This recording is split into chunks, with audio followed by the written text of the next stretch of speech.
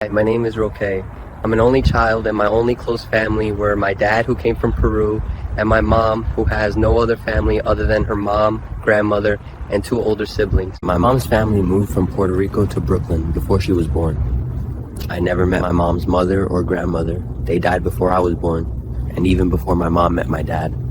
My dad met my mom here at this church in the Bronx, and they got married at another church in Jackson Heights, Queens. After my parents got married, they moved to Maine because my mom's brother lived there. But they didn't stay in Maine for very long. While my mom was pregnant, her psychiatrist suggested that moving to a warmer state would be better for her. My parents moved to Miami, Florida, and after I was born. But 2 years later, they ended up moving back to New York. I went to a preschool for special needs in Flushing, Queens. Then I went to this elementary school in the Bronx from first grade to sixth grade. I didn't get out much. I spent much of my free time watching cartoons on PBS. When I was about 11 or 12, my aunt gave me Pokemon Yellow, and I was instantly obsessed with it. When I was in middle school, my parents and I lived in an Atlanta suburb for a year and a half. A pastor at a church we attended offered to baptize me. I said okay without understanding the purpose. While in the middle of 8th grade, my parents and I moved to Pennsylvania.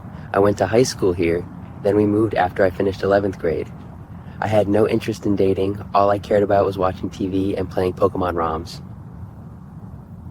During the summer, after 11th grade, my parents and I lived in New Jersey. We had cable TV, and I enjoyed watching Nickelodeon cartoons. But after experiencing a burglary, we moved away to East Elmhurst, Queens. I graduated from high school in 2006 and then went to a community college using financial aid. During that time, I was obsessed with the NBC show called Heroes. I also tried inducing lucid dreams with binaural beats, but it kind of creeped me out. My parents and I moved back to PA in 2008 because the rent was cheaper. I had to start college all over again because the major I was studying wasn't available. I ended up taking student loans because my Pell Grant money ran out. In 2014, my mom passed away, and I finished my liberal arts degree still owing about $2,000 in tuition debt. I got my first job working for 8 months at a school district to pay it off. Struggling to keep a job, I was obsessed with Minecraft and watching a lot of YouTube because there was no TV signal unless you have cable. I still lived in my dad's apartment and really had no interest in going out anywhere. In 2016, I noticed that successful YouTubers had friends and that I had no social life. Then something I read in the prayer chapter of Steps to Christ convinced me that my social isolation and lack of a prayer life were somehow connected.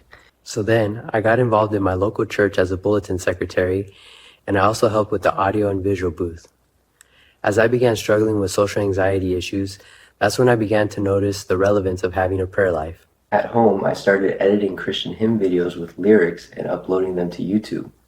I also archived many Christian hymns into playlists, and I had a blog where I'd archive things I learned from sermons or Christian books. During the pandemic, I began streaming for my church. Then I made some Adventist friends online, and we started a Discord server called One Accord The Guild. My past Minecraft experience became useful in illustrating Bible stories. In 2021, while seeing a psychotherapist, I was referred to a job coach that helped me to finally get a permanent job as a waiter at a retirement community. Now with the help with AI, I can make videos like this without worrying about being camera shy.